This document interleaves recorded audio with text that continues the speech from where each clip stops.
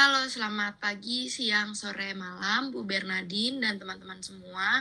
Kami kelompok 6 dari mata kuliah Manajemen Pemasaran Internasional kelas E ingin memaparkan materi kami yaitu Global Marketing Communication.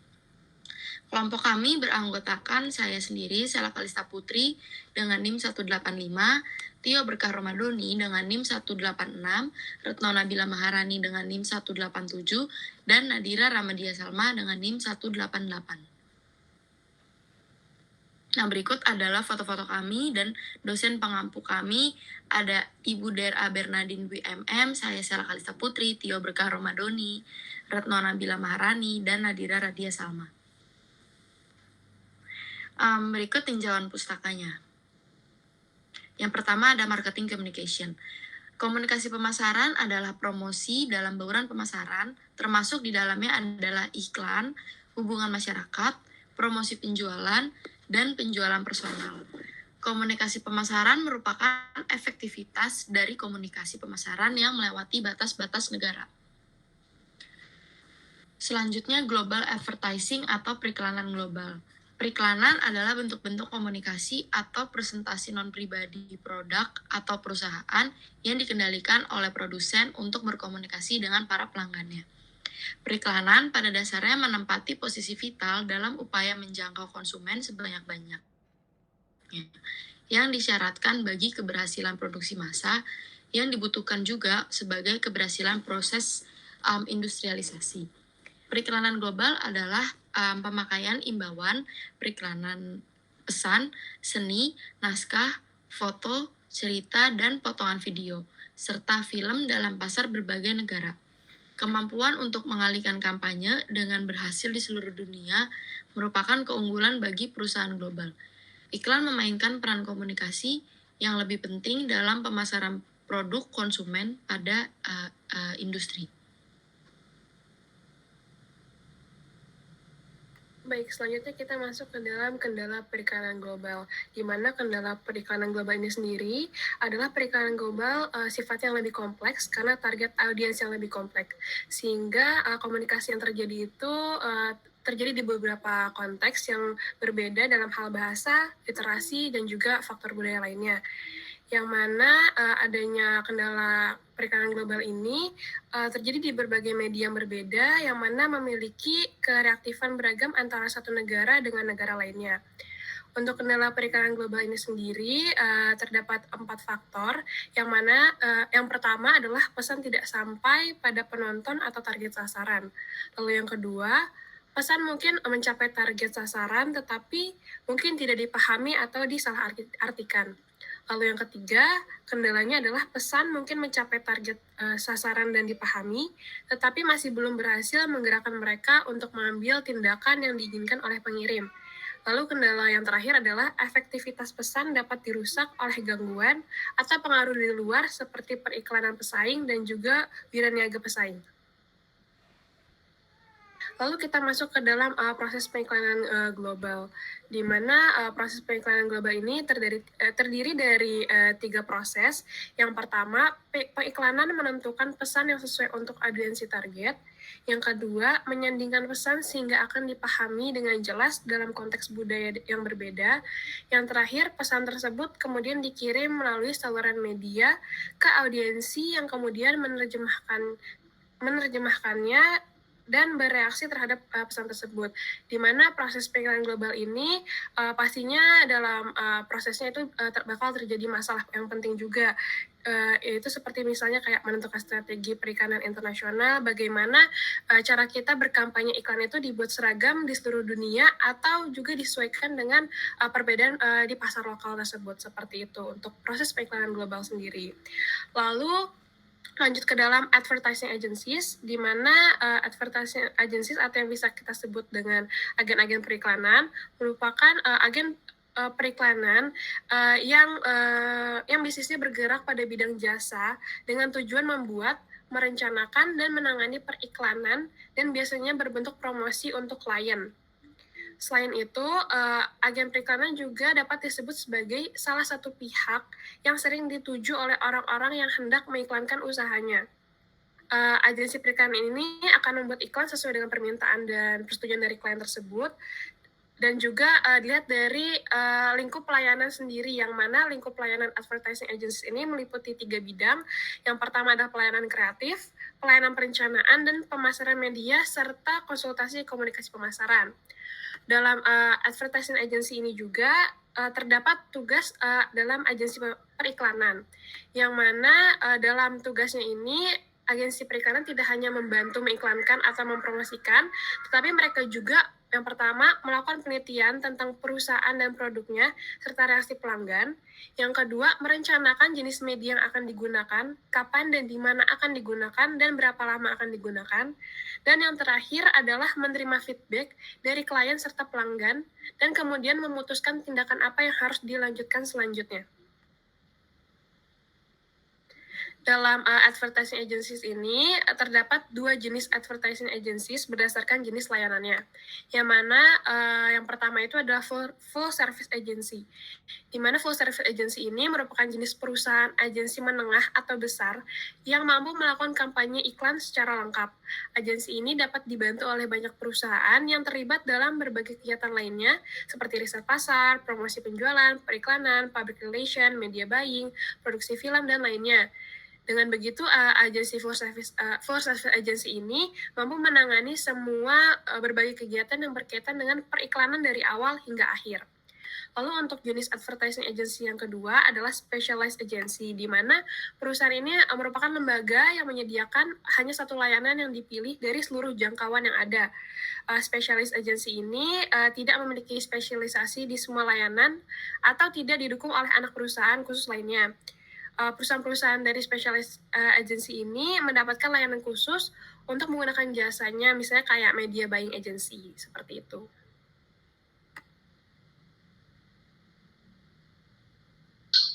Oke, setelah materi sebelumnya itu mengenai agensi periklanan pada jenis layanannya, sekarang kita masuk ke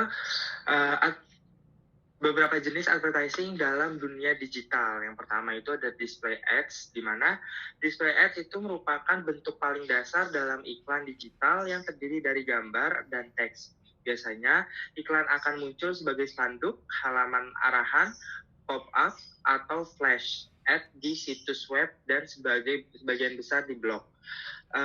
Perbedaan utama antara iklan bergambar dan jenis lainnya adalah bahwa iklan bergambar tidak muncul di hasil pencarian. Iklan menggambar biasanya sangat terjangkau dan mudah diterapkan, di mana biasanya menggunakan digital advertising agency ini merupakan pembisnis kecil, karena orang-orang bisa menemukan iklan ini hampir di seluruh internet. Namun untuk jenis bisnis yang sudah menengah ke atas itu sedikit kurang relevan terhadap penggunaan display ads. Selanjutnya ada kita native ads, di mana native ads ini hampir mirip dengan display ads, namun mereka memiliki strategi dan disengaja dalam hal penempatan dan penargetan audiens. Mereka merupakan sponsor terdaftar yang terintegrasi dan disamarkan ke dalam feed. Terus habis itu native ads ini digunakan oleh digital advertising agency untuk mendasarkan iklan perusahaan berdasarkan pada kebiasaan dan riwayat online audiens, dan akan menampilkan iklan yang mungkin relevan bagi mereka. Selanjutnya ada social media ads, di mana social media ads ini terjadi platform terbesar untuk digital advertising karena jumlah pengguna yang besar dan kemudahan penggunaan yang besar dan kemudahan penargetan audiens. Banyak jenis persilangan digital advertising dengan social ads. Karena sifatnya platform. Selain itu, digital social media ads ini sangat umum untuk melihat display ads, native ads, bahkan video ads. Namun ada 2 subtipe yang khusus untuk media sosial, apakah itu Instagram, Facebook, YouTube, ataupun platform lainnya. Selanjutnya kita masuk ke Search Engine Marketing atau kita singkat SEM, di mana Search Engine Marketing mungkin merupakan jenis digital advertising yang paling dapat diandalkan karena didasari oleh keywords yang sudah dicari oleh user. Dua subtipe utama dari SEM ini adalah yang pertama itu ada paid per click atau PPC, yang kedua ada Search Engine Optimization. Selain search engine marketing, kita masuk ke video ads, di mana video ads ini merupakan jenis iklan digital advertising yang paling mudah karena ini hanyalah video yang mempromosikan bisnis atau produk yang secara tertentu, di mana video ads ini dapat muncul sebagai iklan komersial sebelum menonton video lain di media sosial atau platform streaming lainnya. Selanjutnya kita masuk yang terakhir itu ada email marketing, di mana email marketing merupakan cara yang mudah untuk secara efektif menjangkau target audiens yang sudah tertarik dengan bisnis suatu perusahaan. Caranya adalah dengan memasukkan mereka dalam mailing list perusahaan. Biasanya email para user biasanya didapatkan pada saat user mengunjungi sebuah website dan ada pop-up yang meminta email. Biasanya user mendapatkan diskon atau promosi lain sebagai imbalannya. Nah, sekarang kita masuk ke penciptaan periklanan global, di mana periklanan yang efektif, di mana potensi periklanan global yang efektif meningkat dengan adanya konsep baru seperti budaya produk dengan batasan yang didasarkan pada demografi global seperti budaya remaja. Maka dari itu, penciptaan periklanan global itu penting.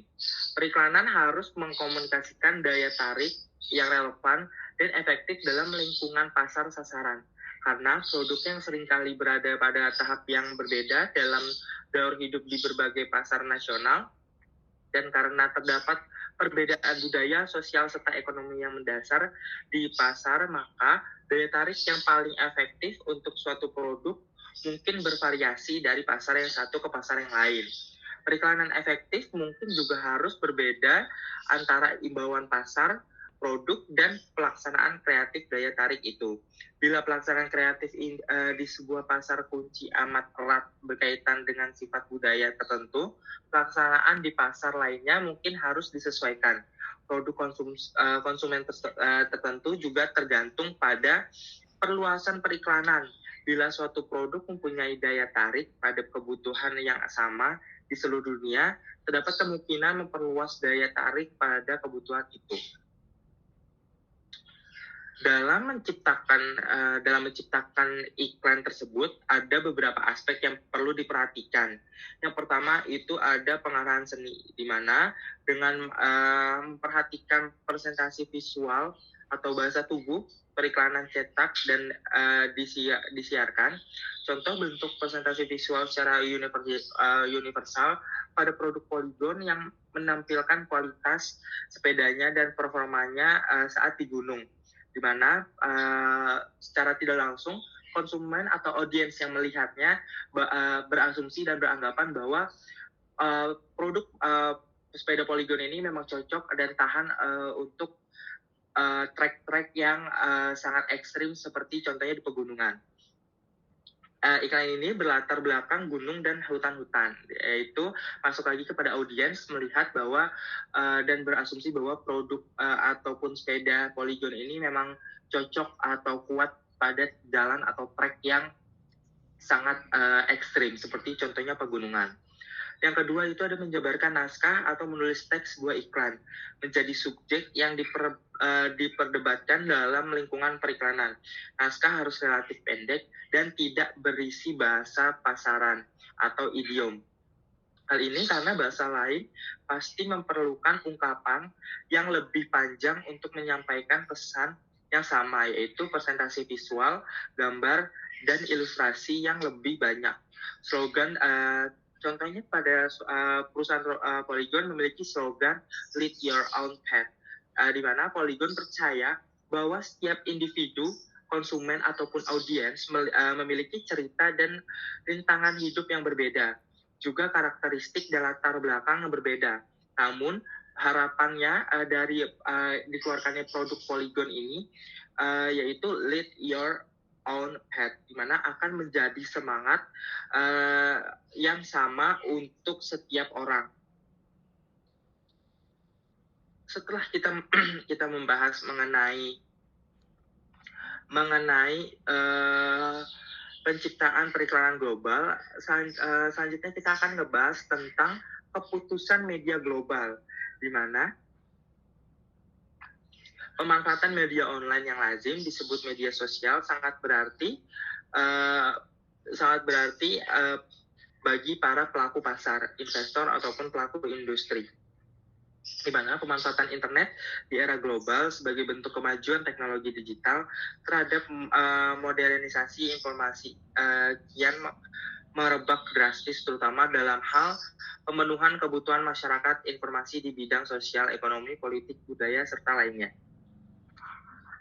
Dilihat dari sisi bisnis, pemanfaatan media online yang sangat berarti bagi para pelaku pasar, investor, ataupun pelaku industri bermanfaat menunjang akses komunikasi pemasaran di tengah proses promosi produk, pencitraan, ekspansi bisnis, dan pengembangan iklan dari sejumlah perusahaan. Media massa memiliki peran yang penting dalam mencerdaskan kehidupan bangsa serta diharapkan mampu mengubah gaya hidup masyarakat konsumtif menjadi masyarakat yang logis. Media massa juga diekspektasikan sebagai ruang publik untuk menyampaikan gagasan pemikiran secara bebas sehingga menjadi opini publik itu sendiri. Keberadaan media massa memberikan rasa dilematis antara kepentingan publik dan kepentingan bisnis segolongan orang, sebab realita ruang publik tidak berkualitas, tidak dapat dipungkiri bahwa dominasi terhadap ruang publik, yakni dengan adanya pengkampilangan yang sengaja dipesan dan dipenuhi dengan kepentingan pemilikan media, permodalan, politisi, dan periklanan. Selain itu, perkembangan positif komunikasi pemasaran secara online akhir-akhir ini juga telah memunculkan persepsi bahwa dunia periklanan kini semakin diminati masyarakat, terutama masyarakat industri atau produsen, sebagai suatu jenis strategi pemasaran komunikatif untuk semua kalangan konsumen yang secara signifikan telah terkondisi dan terkonstruksi dalam suatu sistem masyarakat informasi sebagai indikator ataupun ciri-ciri komunikasi global. Pada beberapa negara, keputusan media banyak yang lebih kritis daripada aspek creative campaign sendiri.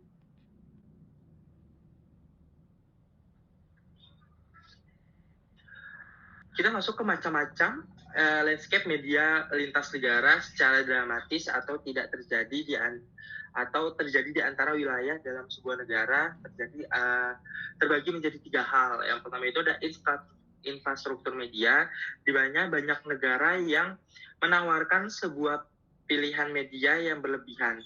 Kendaraan media yang ada di negara asal pemasar yang mudah tidak tersedia di pasar asing. Pemerintah mengawasi secara ketat akses memilih media massa seperti televisi di negara tuan rumah. Infrastruktur media secara dramatis berbeda antara satu negara dengan negara lainnya terjadi pada region yang sama. Yang kedua itu ada keterbatasan media, di mana satu dari keterbatasan utama pada banyak pasar adalah ketersediaan media, kurangnya pilihan media standar memang menantang pemasar untuk menggunakan imajinasi mereka untuk memajukan pilihan kreatif.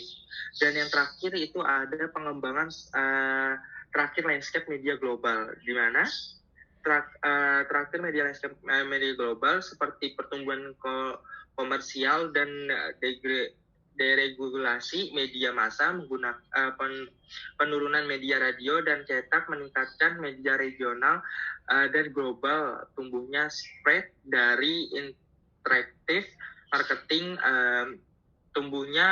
selain itu tumbuhnya popularitas pesan teks serta peningkatan monitoring dan peningkatan pengukuran TV viewers internship. Baik, terima kasih banyak Tio atas penyampaian materinya. Di sini saya akan menjelaskan sedikit mengenai keputusan media atau media decision. Keputusan media didahului dengan adanya perumusan jangkauan, frekuensi, pengaruh yang diinginkan, memilih media, memilih sarana media, memilih penjadwalan media, dan juga memutuskan alokasi secara geografis. Hal yang perlu dipertimbangkan dalam memilih media adalah jangkauan, frekuensi, dan juga pengaruhnya. Di samping itu juga harus dipertimbangkan biayanya, keunggulan, dan juga kendalanya. Kemudian terdapat faktor-faktor yang perlu diperhatikan dalam melakukan keputusan media digital.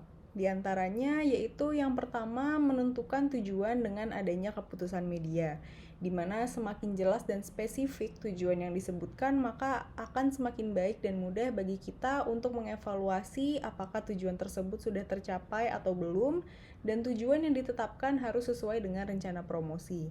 Kemudian faktor yang kedua yaitu menentukan waktu dalam melakukan keputusan media, pada saat kapan iklan tersebut harus ditayangkan. Kemudian yang ketiga, mempelajari secara seksama kesesuaian karakteristik audiens untuk produk yang dihasilkan dengan karakteristik audiens media yang bersangkutan akan banyak menghemat biaya pemilihan media. Dan faktor yang terakhir yaitu memperhatikan pesan yang akan disampaikan ke pengguna media. Selanjutnya ini adalah contoh penerapan dari Global Marketing Communication Decision yang dilakukan oleh PT Insera Sena dengan produknya yaitu Polygon Bikes. Polygon merupakan merek sepeda yang mendunia dan merupakan produk asli dalam negeri, bermula di tahun 1989 dari satu kawasan kecil di Sidoarjo, Jawa Timur. Sebuah pabrik sepeda didirikan dengan tekad besar menembus pasar internasional. PT Insera Sena memproduksi sepeda untuk pasar luar negeri dengan merek mereka sendiri. Salah satu merek yang paling terkenal adalah Polygon. Polygon dibuat dengan kesungguhan dan perhatian mendalam akan fungsi yang tepat dan signifikan dari setiap sepeda. Sepeda Polygon selalu memberikan kinerja optimal bagi pengendaranya dan ini merupakan esensi terpenting dalam bersepeda. Tak dapat dipungkiri, ini telah menjadikan Polygon sebagai salah satu kompetitor sepeda kelas dunia asal Indonesia. Selain itu, yang membuat Polygon semakin dikenal ialah strategi pemasarannya.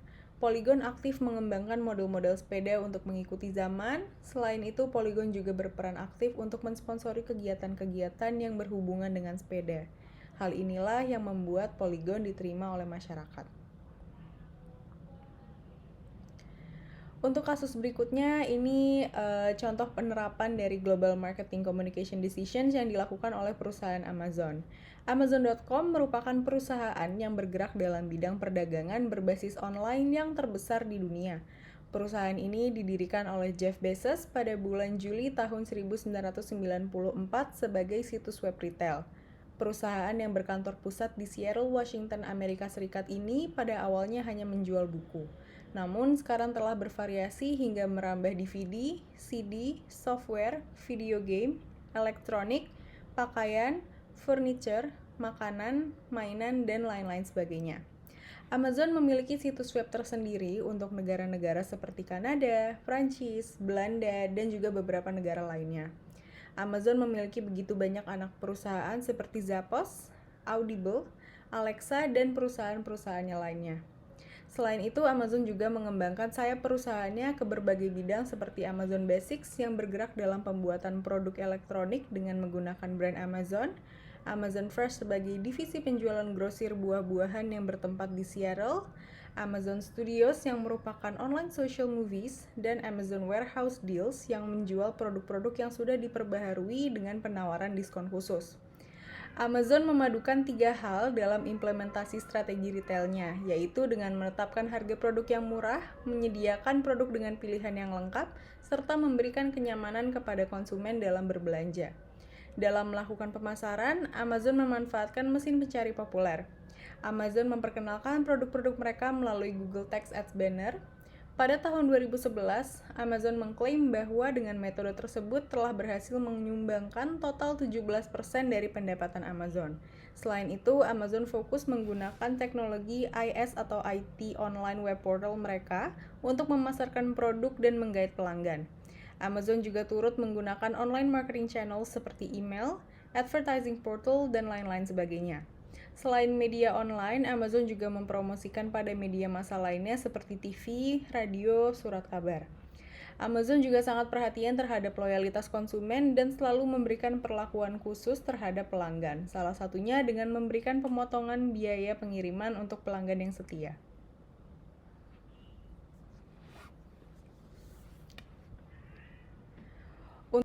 Untuk menutup presentasi pada kali ini, saya akan membacakan sedikit kesimpulan dari Global Marketing Communication Decision dan juga beberapa materi yang sudah kami sampaikan tadi sebelumnya.